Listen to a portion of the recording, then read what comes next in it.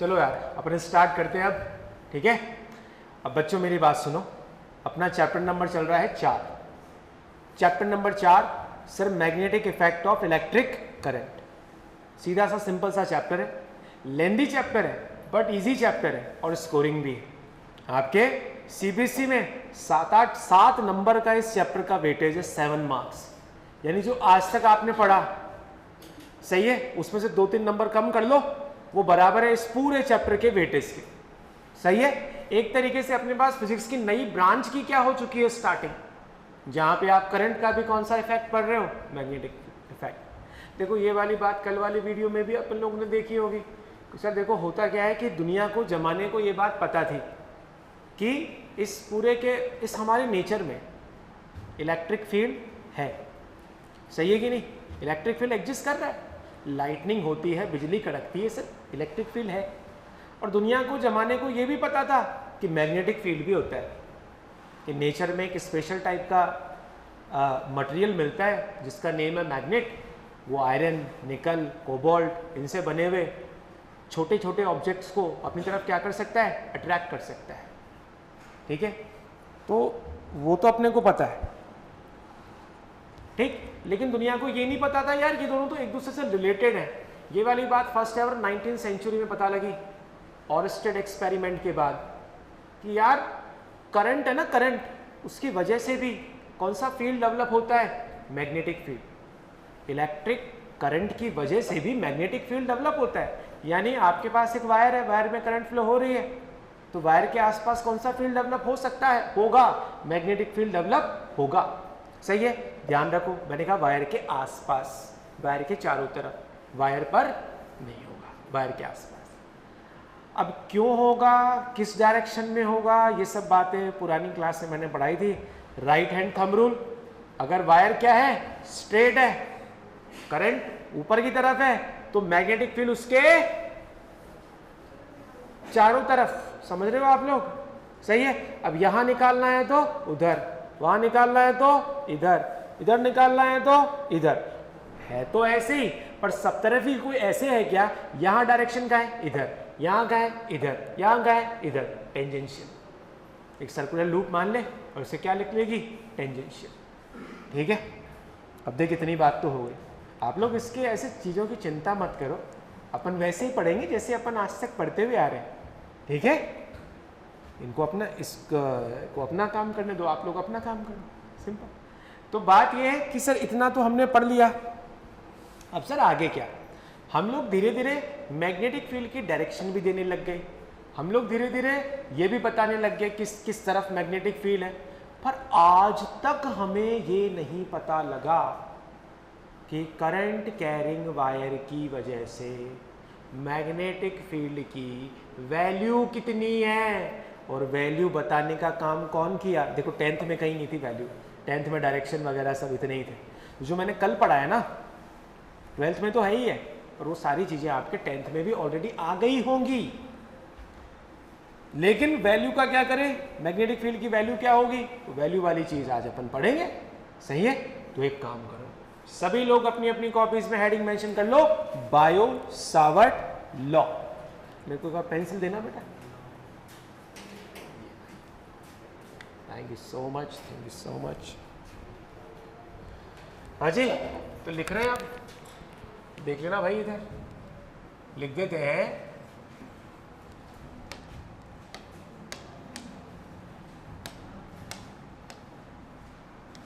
हमारा subject physics, और जो मैं इसमें आप लोगों को पढ़ा रहा, magnetic effects of electric current.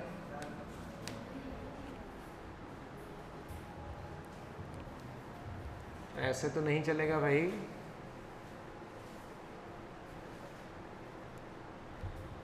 अब देखो सर ये रहा अपना चैप्टर, अच्छी बात है सर, पढ़ लेंगे। अब देखो बच्चों मेरी बात सुनो, हमारा आज का जो टॉपिक है वो है अपने पास Biot Savart law. Biot Savart law.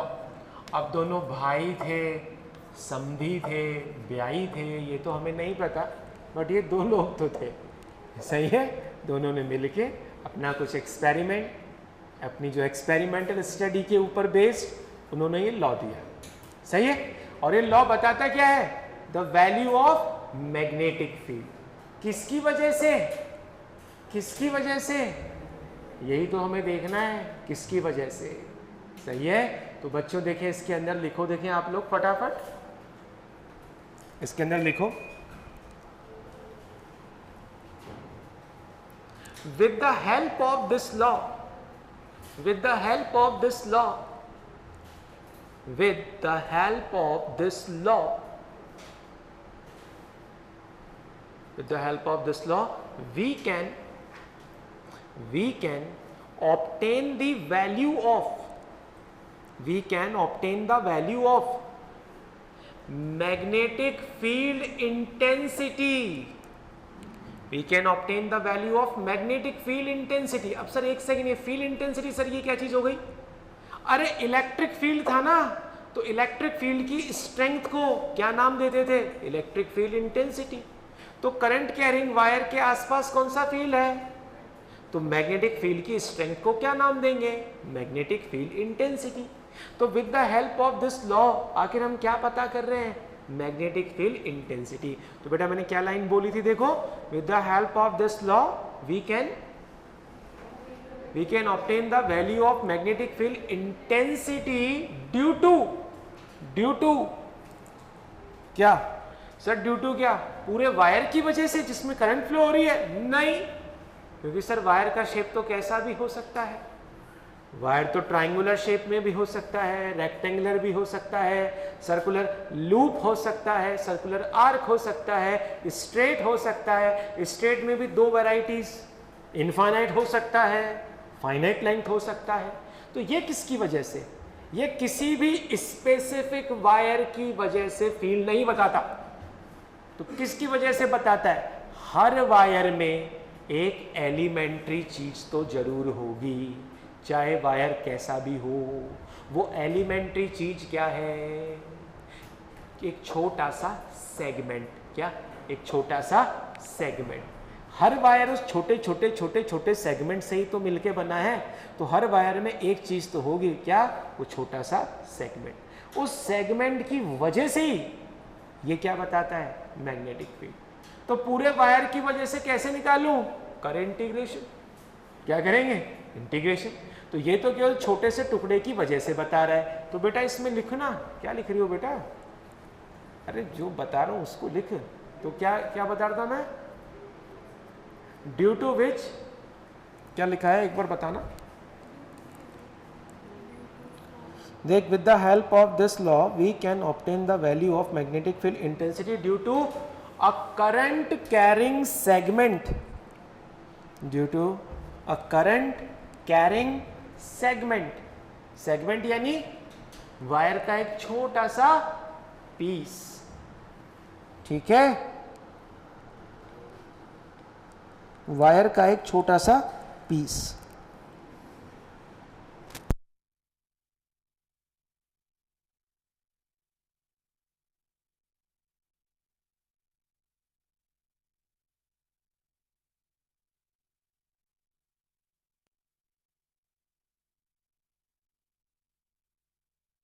चलिए पढ़ते हैं, ठीक है।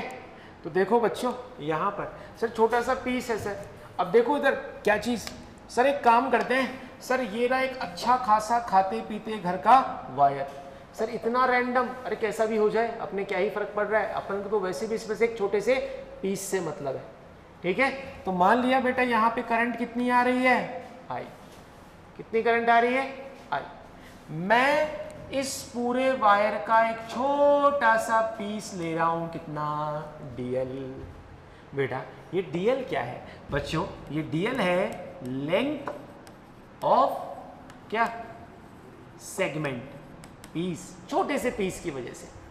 सर इस पीस की वजह से मैग्नेटिक फील्ड कहाँ निकालना है, कहीं तो निकालना होगा, इधर उधर आसपास ही कहीं निकालना है, वायर पर तो नहीं निकालना, क्योंकि वायर पर बेटा मैग्नेटिक फील्ड की इंटेंसिटी कितनी, 0। याद करो कल वाले वीडियो में वहां पे लिखा हुआ था कि जो आयरन फिलिंग्स थी बिल्कुल भी वायर पर चिपकी नहीं, वायर की सराउंडिंग क्या हुई, अरेंज हुई, यानी पक्का वायर के आसपास है, वायर पर नहीं है। पता लग गया ना बेटा, ठीक है।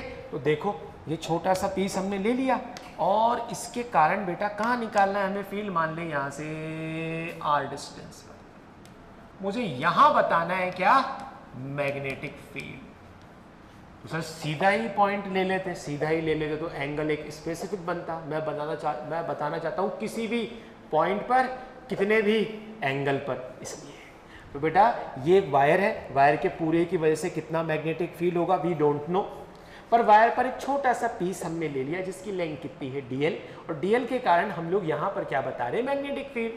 तो बायो सावर्ट ने दोनों ने मिलकर जो जो एक्सपेरिमेंट किए होंगे उनका आखिर क्या रिजल्ट क्या आया होगा, वो ये उन्होंने बोला कि यार ये जो मैग्नेटिक, देखो बच्चों मैग्नेटिक फील्ड का सिंबल क्या होता है, B, पर क्या पूरे वायर की वजह से फील्ड निकाल रहे हो, नहीं, छोटे से पीस की वजह से।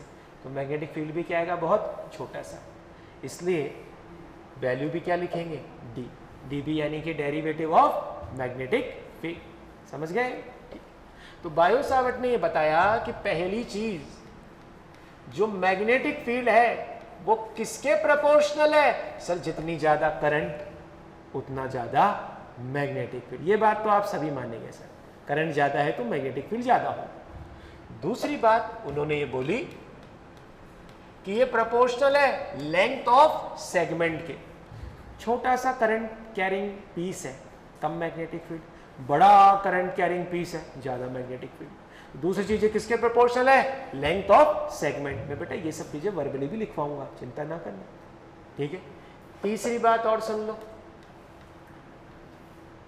कि मैग्नेटिक फील्ड किसके प्रोपोर्शनल है। देखो सर डीएल की डायरेक्शन कहां है भाई, डीएल की डायरेक्शन कहां है, ये है इधर, ये डायरेक्शन है डीएल की, और पोजीशन वेक्टर कहां है, इधर, ये सेगमेंट और ये पोजीशन, दोनों के बीच में एक एंगल भी तो होगा।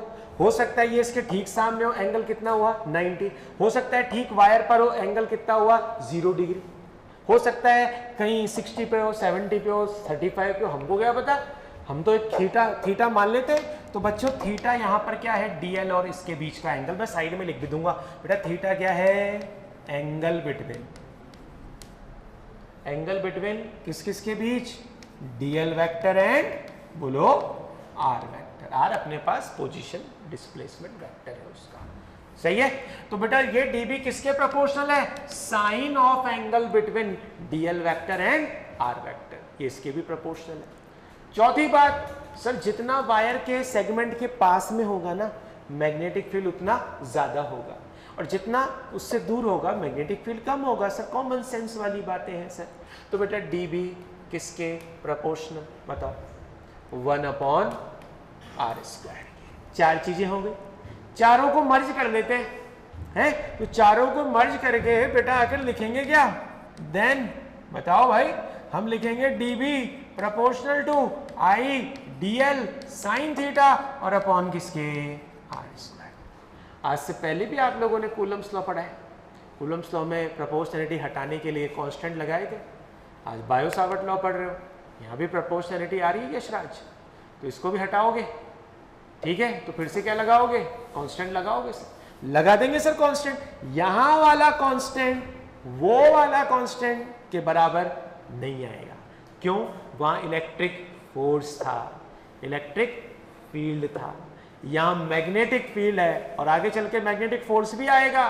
तो सर यहां पे कौन सा कांस्टेंट लगाओगे, यहां कांस्टेंट लगेगा μ0 अपॉन 4π। वहां पे क्या था वो, एप्सिलॉन नॉट, 1/4π एप्सिलॉन नॉट। वहां नीचे एप्सिलॉन नॉट था, यहां ऊपर क्या आ गया, μ0। 4π अपनी जगह पर है, आप देख रहे हैं। अब किसकी क्या मीनिंग है, किसकी क्या वैल्यू, वो सब बताएंगे, रुकिए, पर पहले इसको तो समझिए। तो आई डीएल साइन थीटा और अपॉन किसके, r²। तो किसी भी करंट कैरिंग टुकड़े की वजह से, पीस की वजह से आर डिस्टेंस पर जो कि थीटा एंगल पर है कितना मैग्नेटिक फील्ड होता है, mu naught I D L sine theta upon 4 pi R, mu naught upon 4 pi I D L sine theta upon R square. अब सर मेरे को तो पूरे वायर के कारण निकालना है, तो पहले पीस के कारण निकाल ले और उस पीस का क्या कर ले, इंटीग्रेशन। लेकिन कैसे, अरे यही तो मेरे को बायो सावर्ट के एप्लीकेशन में लिखानी है। पहले एक काम करो, पूरा लिखो, स्टेटमेंट लास्ट में लिखवाऊंगा इसका, लिखो और बिल्कुल साइलेंटली।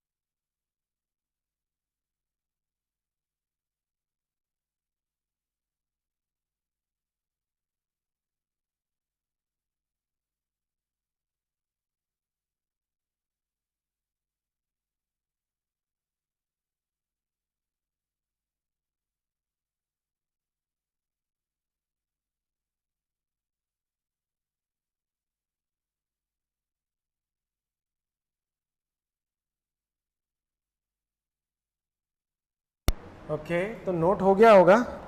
अब यार एक बार ना इसका स्टेटमेंट लिखो तुम लोग, है ना, मैं बोल रहा हूं लिखना।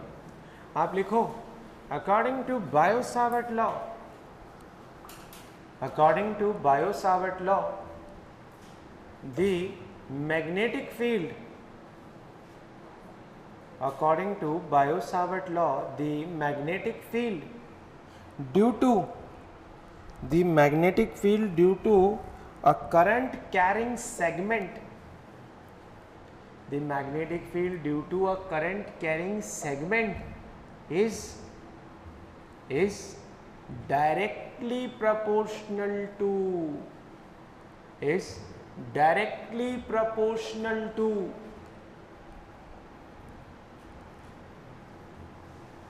the current in the segment, the current in the segment, comma, the current in the segment, comma,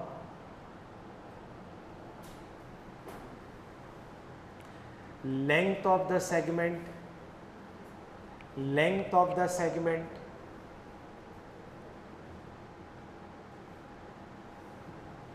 comma, sine of, SINE, sine of angle between, sine of angle between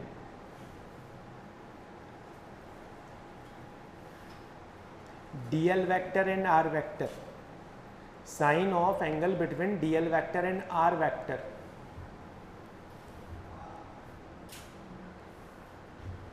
सही है, and inversely proportional to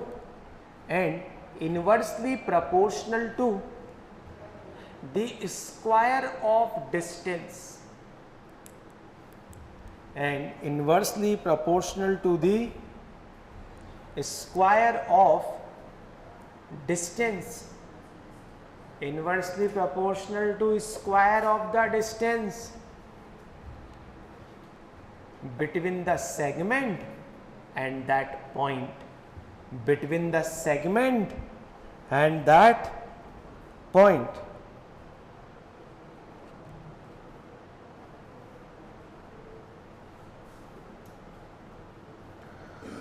सही है इतनी बात, सारा लिखा।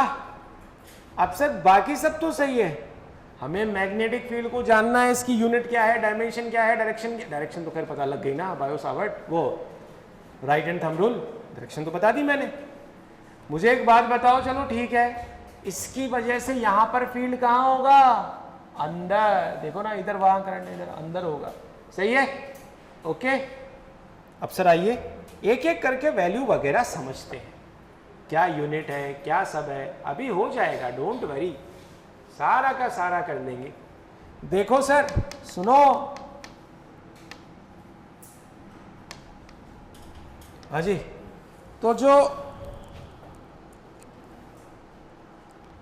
जो अपने पास यहां पर, मेरी बात सुनो, तो जो हमारे पास यहां मैग्नेटिक फील्ड है ना बच्चों, इसकी जो एसआई यूनिट होती है, एसआई यूनिट ऑफ बी, बेटा बी क्या है, magnetic field intensity. Magnetic field तो एक रीजन होता है, एक जगह है जहां मैग्नेटिक फील्ड है, मैग्नेटिक फील्ड इंटेंसिटी उसकी वैल्यू है, उसकी स्ट्रेंथ है, तो मेरे को तो उसी की यूनिट बतानी है ना। तो बेटा इसकी जो यूनिट होती है एसआई यूनिट, वो अपने पास में है, एक तो है Newton,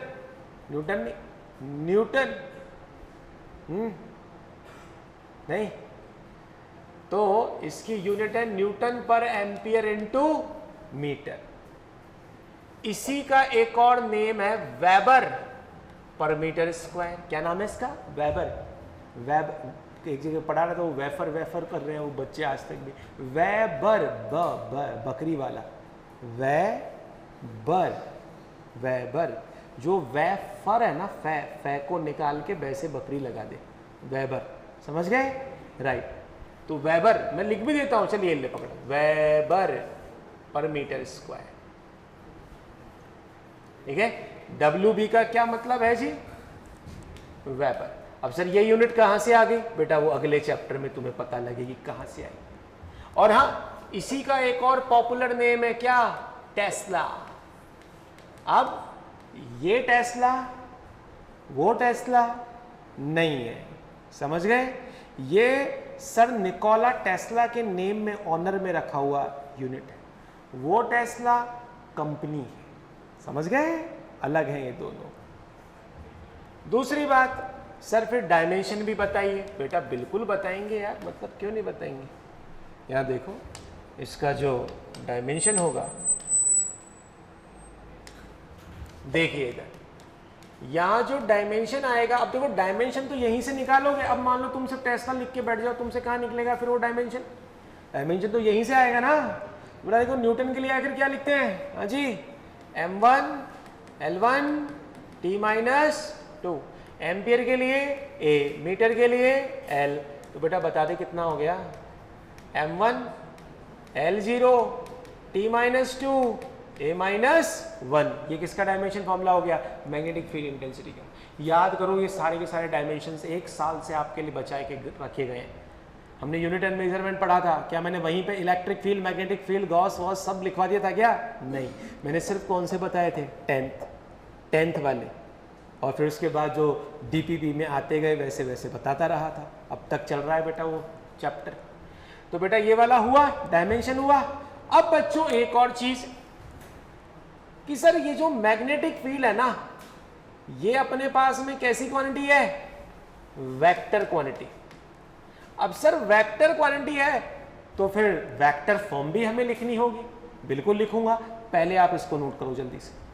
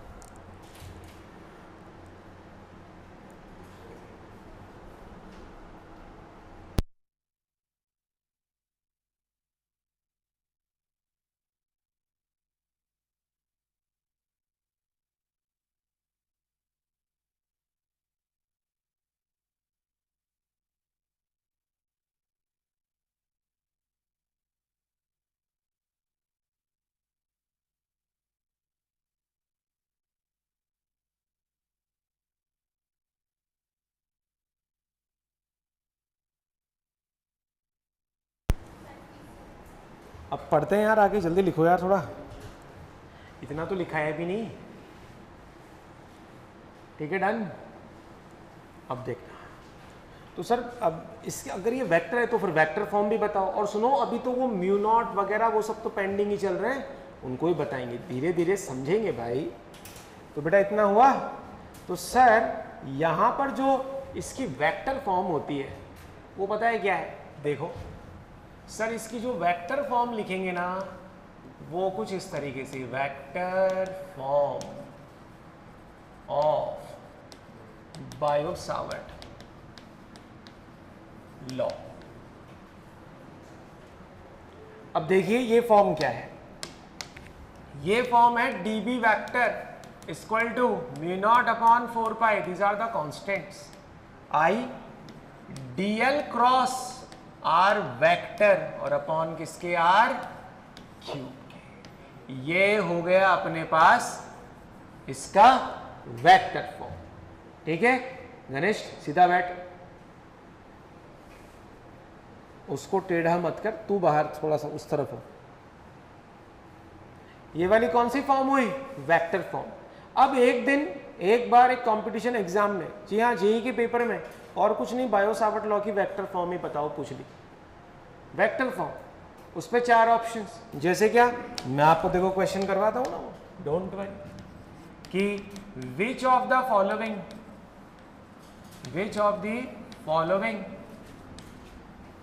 is the correct vector form of Biot-Savart law.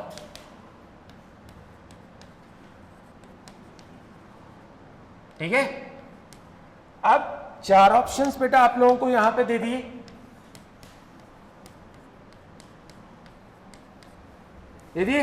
First option आप लोगों को दिया गया mu naught upon 4 pi I DL cross R vector upon R square, first option. दूसरा वाला दिया गया mu naught I 4 pi DL cross R cap upon R cube.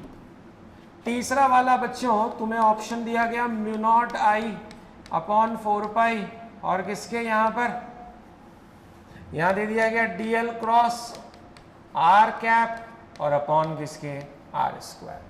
और डी ऑप्शन चलो नन ऑफ दी अबव, बताएं देखें कौन सा वाला होगा,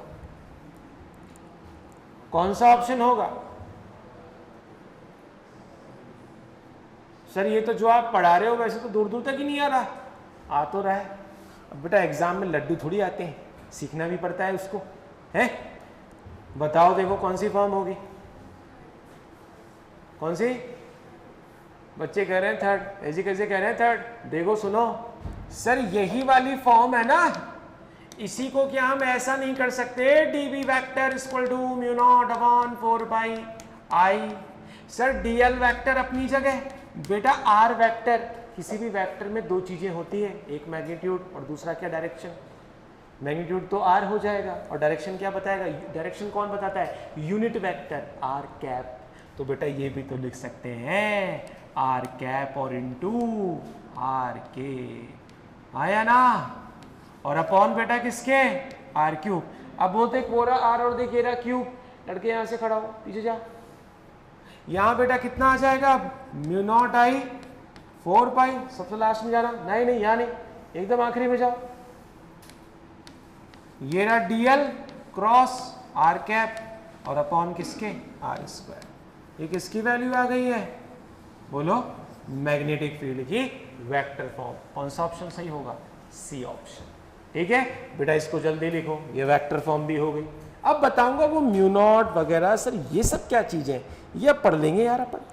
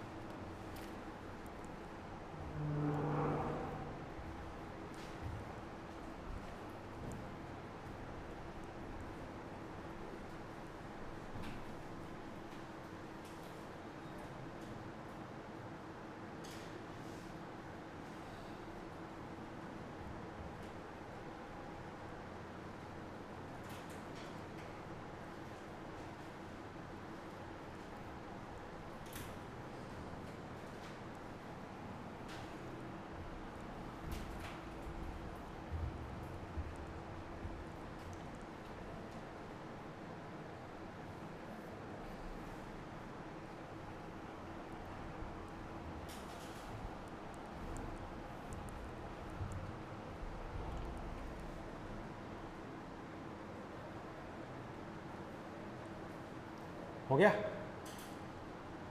तो क्वेश्चन भी हो गया, वो भी हो गया।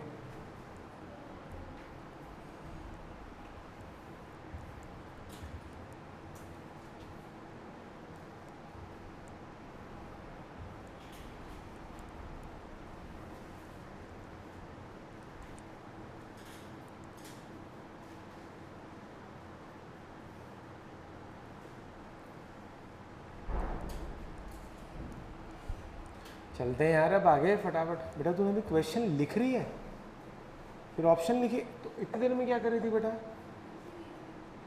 तुम लोगों ने सब में लिख लिया।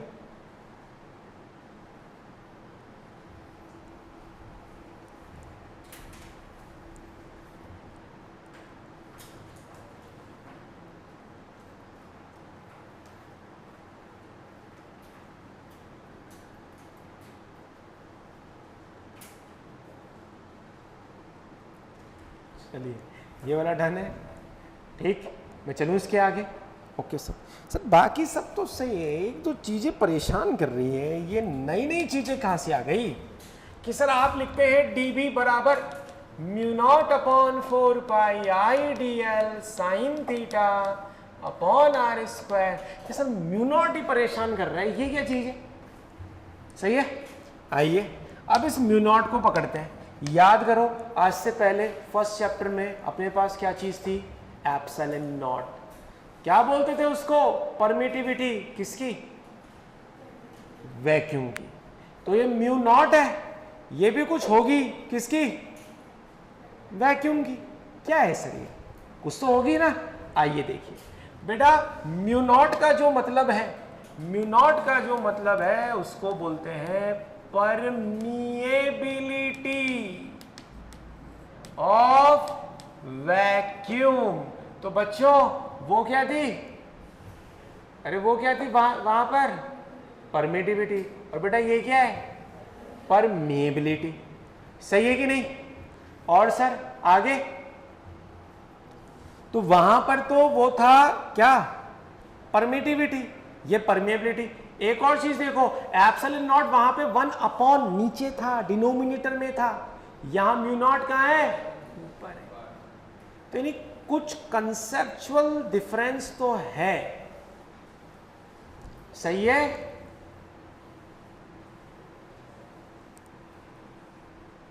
ओके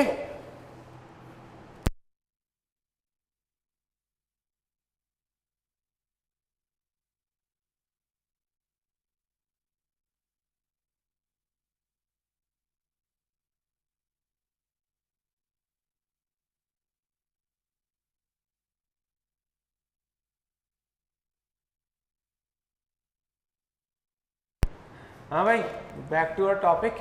परमेबिलिटी से क्या मतलब सर? देखो वहां एप्सिलॉन नॉट था, वो नीचे आया था, ये ऊपर आया। याद करो परमिटिविटी आखिर अपने पास में क्या चीज थी? परमिटिविटी सर ये थी कि अपने पास इलेक्ट्रिक फील्ड है, किसी मीडियम में एंटर होना चाहता है, तो बेटा क्या चीज होगी अब यहां पर कि जब इलेक्ट्रिक फील्ड किसी मीडियम में एंटर होना चाहेगा, तो जो मीडियम है इलेक्ट्रिक फील्ड के अगेंस्ट एक बैरियर ऑफर कर रहा है। जितना ज्यादा बैरियर, या इसी बैरियर के मेजर को क्या बोलते थे? परमिटिविटी। वहां वो बैरियर ऑफर कर रहा था, यहां ये बुलाएगा। बुलाएगा सर मतलब कि मैग्नेटिक फील्ड किसी भी मीडियम में कितना डीपली पेनिट्रेट हो सकता है, एंटर हो सकता है, इस चीज के मेजर को हम लोग क्या बोलते हैं? परमिएबिलिटी।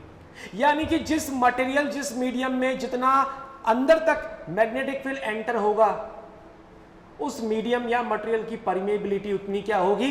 ज्यादा। सपोज मैं आपको 2 एग्जांपल्स दे दूं, एक दे दूं लकड़ी और एक दे दूं आयरन नेल। दोनों को हम लोगों ने कहां रखा? एक्सटर्नल मैग्नेटिक फील्ड में। आप बताइए मैग्नेटिक फील्ड ज्यादा एंटर कहां करेगा, लकड़ी में कि लोहे में? लोहे में करेगा सर, लोहे में करेगा। तो लोहे में करेगा, आयरन में करेगा, तो आयरन की परमेबिलिटी क्या है? ज्यादा, कि कितना अंदर तक क्या कर पा रहा है? एंटर। और वहां वो क्या था? बैरियर था, यहां अंदर हमें भेजना है। उल्टा हो गया ना, राइट? तो बच्चों परमेबिलिटी ऑफ वैक्यूम है, और बेटा इसकी यूनिट, इसकी जो वैल्यू पता है क्या होती है? 4 पाई इंटू 10⁻⁷। और sir what about unit? Very simple, देख यूनिट का क्या है बेटा, इसकी यूनिट होगी टेस्ला इंटू मीटर पर एम्पियर। टेस्ला इंटू मीटर पर एम्पियर। या फिर बेटा क्या होगी, देखो टेस्ला की और हमने क्या लिखी थी? न्यूटन पर एम्पियर इंटू मीटर। तो मीटर से मीटर कट गया, तो बता फिर कितना आया? न्यूटन पर एम्पियर स्क्वायर। चेक कर देना दोबारा से, है ना, यही वाला आ रहा है। और तीसरा वाला बेटा वो क्या था? वहां पे वो क्या था? वेबर पर मीटर स्क्वायर। तो बेटा यहां पर क्या आएगा? Weber per ampere into metre. Weber per ampere into metre. सही है? अब देखो मेरी बात सुनना तुम लोग, ये तो हो गया सर। इसका इसकी जो डायमेंशन बताओ। तो बेटा इसकी डायमेंशन देखो बेटा क्या होगी, वहां से आ जाएगी m1 l1 t-2 और ये ऊपर जाके a-2। हो गया काम, डन हो गया। चेक कर लेना कहीं कोई एरर तो नहीं है। सही है? और सर परमेबिलिटी की सर यूनिट लिखवाओ, बिल्कुल वो इसका डेफिनेशन लिखवाइए, बिल्कुल बताएंगे। परमीएबिलिटी इसका मतलब है मेजर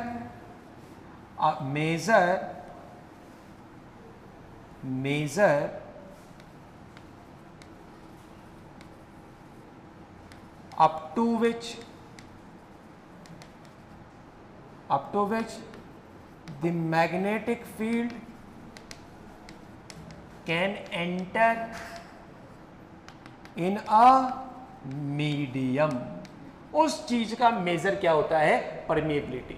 अब जैसे तुम लोगों ने वहां लिखा था एप्सिलॉन बराबर epsilon naught into epsilon R, तो बेटा वैसे आज यहां पर क्या लिख सकते हो? Mu equal to mu naught into mu R. बेटा म्यू नॉट क्या हुई बता? ये हुई परमिएबिलिटी किसकी? Of vacuum. सही है? और दूसरी वाली बात बेटा म्यू क्या है, ये है एब्सोल्यूट परमीएबिलिटी,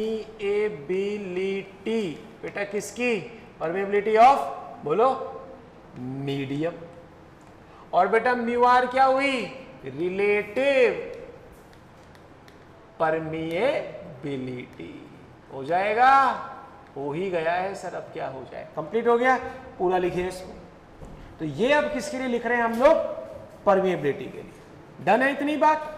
तो बेटा अब तक के अपनी क्लास में आखिर हम लोगों ने क्या क्या पढ़ा, सर बायो-सावर्ट लॉ क्या है, किसके लिए काम में आ रहा है, एक्सप्रेशन क्या है, किस पे डिपेंडेंट है, यूनिट क्या है, वेक्टर फॉर्म क्या है, टर्म क्या है, परमीएबिलिटी क्या है, सारी चीजें अपने यहाँ पे कंप्लीट हो चुकी है।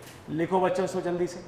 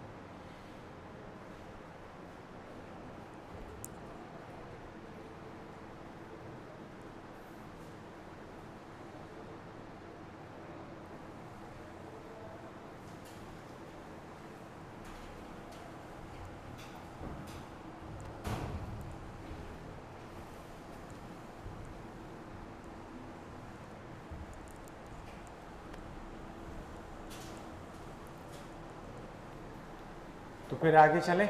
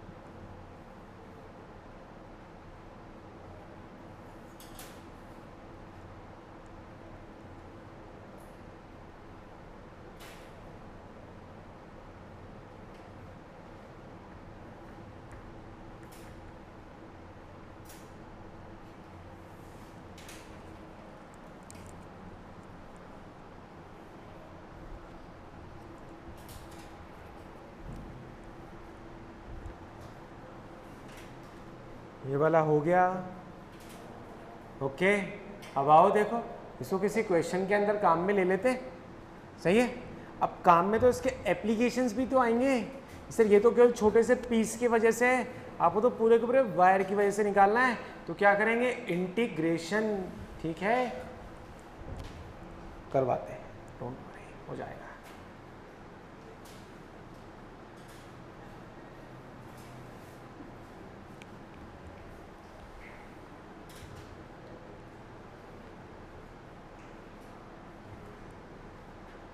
चलो नेक्स्ट पे अब आप लिखो, एक क्वेश्चन लिखना। आइए करते हैं इसको सॉल्व। ये हो गया, परमीएबिलिटी पता लग गया, कोई चीज़, सब चीज़ सही है, कोई कहीं पे कोई दिक्कत नहीं है, ये सब आपने देख लिया होगा, ठीक है। अब चलो आगे। हाँ जी, अब देखिए अगले के अंदर क्या, अगले में सीधी सी बात है, मान लेते हैं कि यार वायर था, पता नहीं जो भी था, पर यहां पे वायर का एक छोटा सा पीस है, ये ले लिया एक पीस, और बेटा पीस की जो है लेंथ आप लोगों को दे दी गई, ऐसे दे दी गई लेंथ की 0.2 सेंटीमीटर कह दिया आप, ठीक है मान लेते हैं यार। अब इस पीस से कहीं दूर, इस पीस से कहीं दूर इधर, ये ना, अच्छा करंट बेटा ऐसे है, करंट की बेटा वैल्यू है 5 एम्पियर, और यहाँ ये जो डिस्टेंस है बेटा ये अच्छी खासी 2 मीटर है। यहाँ पर मैग्नेटिक फील्ड आप लोगों को बताना है, सही है। और बच्चों आप लोगों को ये एंगल दे दिया 120 डिग्री, तो बताओ मैग्नेटिक फील्ड इंटेंसिटी बेटा यहाँ पे कितनी होगी, जल्दी बताना।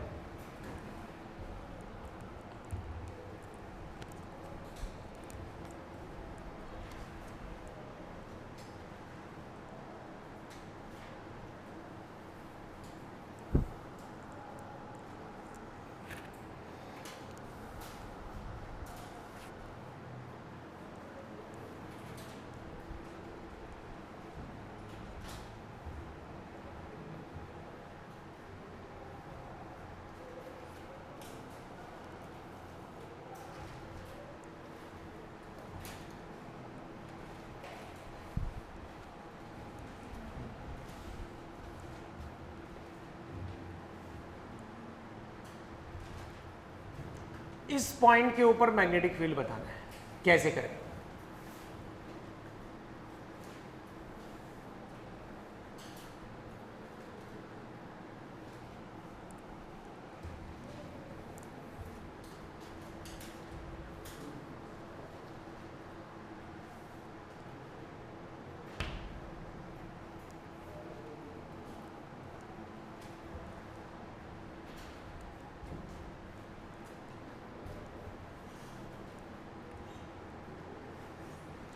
ठीक है भाई, अब जिसने जो भी किया हो अब प्लीज सामने भी देखना। सर देखिए बात ऐसी है, आपने डीपी पूछा, mu naught I D L sine theta और अपॉन किसके 4 पाई आर स्क्वायर के। सर म्यू नॉट की वैल्यू तो खुद ही 4 pi into 10 to the power -7 है, नीचे 4 पाई है।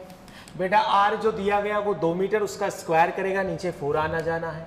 आई की क्या वैल्यू 5 एम्पियर। और अब देख डी एल 0.2 सेंटीमीटर, इसको एसआई में कन्वर्ट करूंगा कितना आएगा तुम बताओ? 10 to the power minus, final कितना आ रहा है? 2 into 10 to the power -3। Simple यार, जल्दी करो, कितना आएगा? 2 इंटू 10 टू द पावर -3। और सर देखो sine theta, sir sine theta, अब बताओ यहाँ पे बेटा थीटा कितना है? 120 डिग्री। साइन 120 बेटा कितना होता है? सर थम जाओ, रुक जाओ अब आप, हालांकि बच गए, साइन 120 और साइन 60 की वैल्यू सेम है, इससे बच भी सकते हैं, लेकिन एक्चुअल में इन रियलिटी एंगल ये आएगा। क्यों? क्योंकि हमें एंगल किस किस के बीच में चाहिए? डीएल। सर हम कैसे मान लें कि वो डीएल है, मैं तो पीछे मानूंगा सर। अरे ऐसा नहीं होता, जिस डायरेक्शन में करंट होती है ना उसी डायरेक्शन में हम लोग क्या मानेंगे? DL vector. सही है, तो डीएल वेक्टर कहाँ पे होगा? इधर। ये कौन सा वेक्टर? आर वेक्टर, इनके बीच का एंगल ये। अब बच्चे इसलिए बच गए क्योंकि साइन 120 और साइन 60 की वैल्यू सेम ही है ना, गलत थोड़ी कह रहा हूँ। साइन 120 सेम √3/2 ही होती है, इसलिए अपन बच गए। हमेशा ऐसा नहीं होगा, सही है। तो बेटा बताओ यहाँ पर कितना? रूट साइन क्या लिखेंगे? 60 डिग्री। अब कर लेंगे बेटा सॉल्व, 4 पाई उड़ा देंगे, जो हो रहा है उसको कर लेंगे, इसमें क्या है? देख लो भाई, 5 to 10, 10 अपॉन ये रहा 4, साइन 30 √3/2, और सर कितना रह गया? 10 to the power -10। सर इतना कम मैग्नेटिक फील्ड, बेटा क्या करें? सेगमेंट भी तो छोटा सा था, करंट भी कम थी, डिस्टेंस आपने 2 मीटर ले ली, क्या करें बेटा, मजबूरी हो गई। ठीक है, आगे चला जाए। ओके, तो बायो सावर्ट लॉ क्या है? क्या है भाई बायो सावर्ट लॉ? सर ये लॉ है ना, एक करंट कैरिंग पीस की वजह से क्या बताता है? Magnetic field intensity. और लॉ के अंदर क्या क्या स्पेसिफिकेशंस है? नंबर 1 कि मैग्नेटिक फील्ड करंट के प्रोपोर्शनल, लेंथ ऑफ सेगमेंट के proportional, sine of angle between them इसके प्रोपोर्शनल, और बीच की डिस्टेंस के इनवर्स स्क्वायर के प्रोपोर्शनल। फिर हमने म्यू नॉट पढ़ा। म्यू नॉट क्या है सर? म्यू नॉट है परमिएबिलिटी ऑफ वैक्यूम। परमिएबिलिटी इस चीज का मेजर है कि उस मीडियम मटेरियल के अंदर कितना डीपली मैग्नेटिक फील्ड एंटर होगा। जिस मीडियम का परमिएबिलिटी ज्यादा, उस मीडियम में ज्यादा मैग्नेटिक फील्ड क्या होगा? एंटर। ठीक है, आगे चला जाए, आगे ही चलेंगे तो अब, सही है। तो बेटा ये वाला हो जाएगा। नेक्स्ट पे अब आ जाओ फटाफट, और जल्दी से लिखो applications of bio Savart law. हो जाएगी यार, इतना तो टाइम है, एक एप्लीकेशन तो हो ही सकती है, बाकी बाद में कर लेंगे। ठीक है, क्यों सर आप एप्लीकेशन क्यों पढ़ा रहे हो? दिक्कत क्या है इसमें? यार पढ़ानी पड़ेगी ना, मैं तो सेगमेंट की वजह से बता रहा हूँ। अब किसी स्पेसिफिक वायर की वजह से भी तो जो है बताना पड़ेगा, circular arc, circular loop, straight wire, इन सब का क्या, ये सब पढ़ेंगे अभी अपन, ठीक है।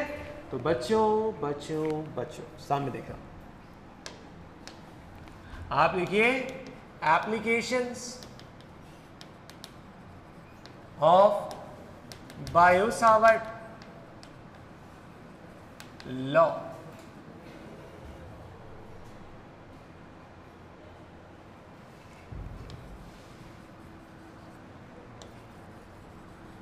लिखिए एप्लीकेशन नंबर 1, और बेटा एप्लीकेशन नंबर 1 में लिखो यश कुमार, लिखो magnetic field intensity due to, magnetic field intensity due to current carrying circular arc, magnetic field intensity due to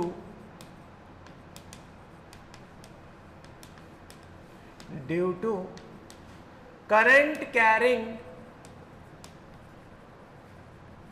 circular arc at its center, ठीक है। मतलब ये देखिए आप इधर, यार ये रहा एक सर्कुलर आर्क, इसमें क्या फ्लो हो रही, करंट, ये इसकी जो है रेडियस आर, ये इसका सेंटर ओ, एंगल बन रहा अल्फा का, यहां पर क्या बताना, मैग्नेटिक फील्ड, यानी ये सर्कुलर आर्क है। अब आर्क है तो चलो बताओ यहां मैग्नेटिक फील्ड कहां होगा, अंदर या बाहर, अंदर, और वैसे होता तो बाहर। लूप है ना, लूप में फिंगर्स क्या बताती है, करंट, थंब क्या बताता है, मैग्नेटिक फील्ड, सही है। राइट हैंड, कौन सा, राइट, समझे। मुझे यहां पर मैग्नेटिक फील्ड बताना है सेंटर पर, कैसे बताऊं, बायो-सावर्ट को काम में लूंगा, बिना उसको तो अपने से होगा ही नहीं, अपने को पूरे लूप का पता ही नहीं है यार।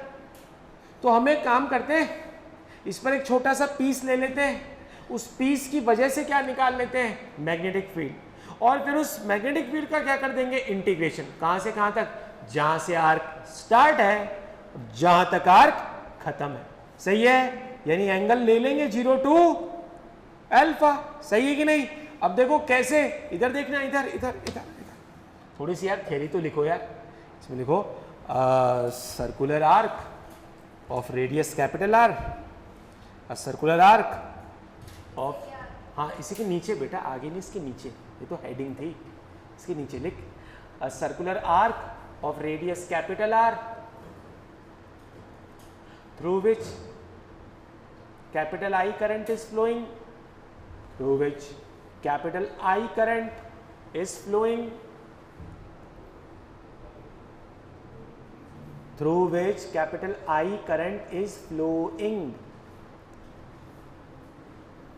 सही है। आगे लिख लो फुल स्टॉप करके, it subtends SUBTENDS, it subtends alpha angle, it subtends alpha angle at the center, it subtends alpha angle at the center, at the center, सही है, ओके।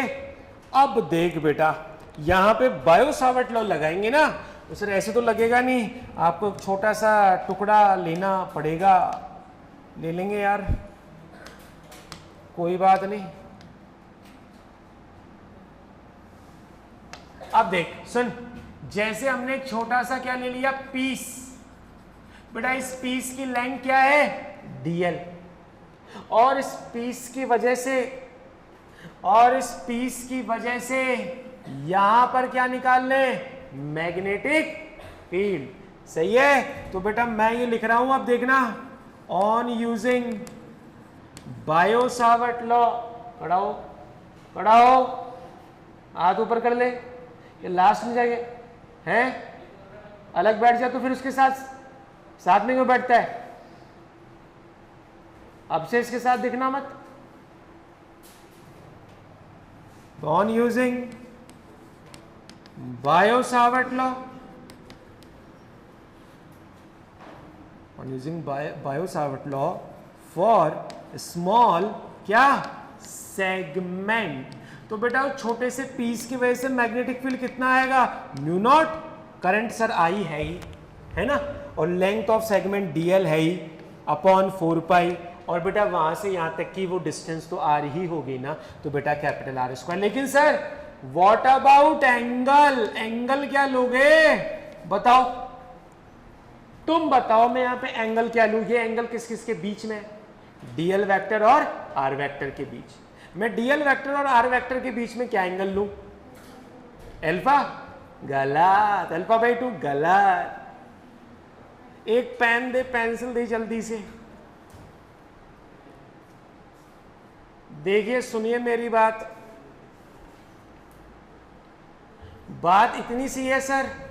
सर ये रहा सर्कुलर आर्क, ये रहा देखो सर, यहां से स्टार्ट इधर तक, इस पर आपने छोटा सा पीस ले लिया सर, ये रहा पीस, और ये कौन, आर वेक्टर, ये कौन आर वेक्टर, ये कौन डीएल वेक्टर।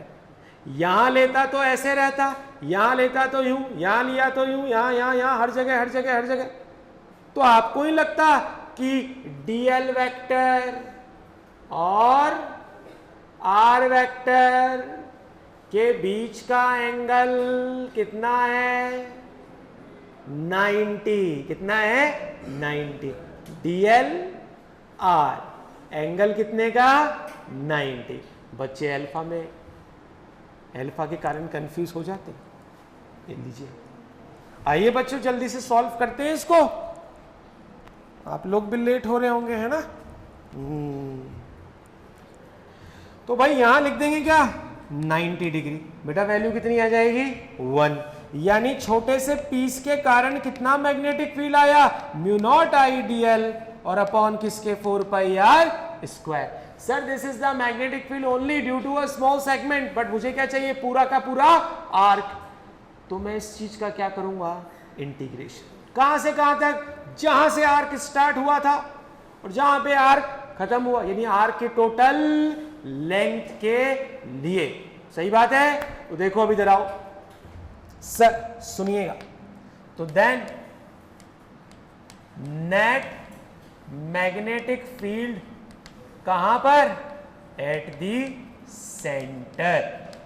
तो फिर नेट मैग्नेटिक फील्ड क्या आएगा, बी, इंटीग्रेशन किसका करो, इसका करो sir, mu naught I DL 4 pi are square. Integration से बच्चे बाहर, मतलब कांस्टेंट बाहर, तो बेटा कांस्टेंट हम बाहर भेज देंगे, कोई बात नहीं यार। तो B will be what, mu naught बाहर, आई बाहर, 4 पाई बाहर, कैपिटल आर स्क्वायर भी बाहर। इंटीग्रेशन सिर्फ किसका होगा, डीएल। बेटा डीएल क्या है, छोटे से पीस की लेंथ। जब इंटीग्रेशन करूंगा तो क्या आएगी, पूरे के पूरे आर्क की लेंथ, मानते हो। तो बच्चों यहां पर B बराबर किसके, mu naught I upon 4 pi are square DL, छोटे से पीस की लेंथ, इंटीग्रेशन कंप्लीट लेंथ। तो कंप्लीट लेंथ बेटा सुनो, बचपन में आपने सीखा है कि सर एंगल बराबर किसके होता है, आर्क अपॉन, बोलो ना, एंगल बराबर आर्क अपॉन रेडियस। तो बच्चों लेंथ ऑफ आर्क क्या होगा, एंगल इनटू रेडियस। बेटा टोटल एंगल क्या है, अल्फा, रेडियस क्या है, आर। तो लेंथ ऑफ आर क्या होगी, R into alpha, alpha into R. तो बेटा यहाँ पे क्या कर देंगे, आर अल्फा। और सुनिए आर से आर क्या हो गया, कैंसिल। तो बेटा बी बराबर किसके आ गया, mu naught I upon 4 pi R, और ये अल्फा लिख देंगे। और सुन लो अल्फा क्या है, रेडियन में एंगल है, क्या है, रेडियन। तभी तो सारा काम ऐसा ही में होगा, नहीं तो फिर आंसर ही नहीं आएगा। तो अल्फा बेटा किस में होगा, इन रेडियन। चलो बेटा जल्दी से इसको लिखो, ये हो गई अपनी पहली एप्लीकेशन।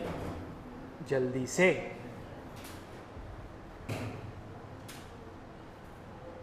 जल्दी करो यार इसको।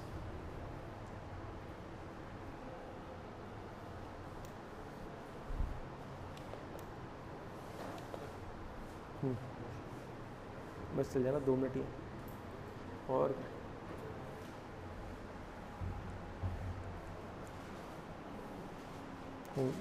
टाइम हो गया।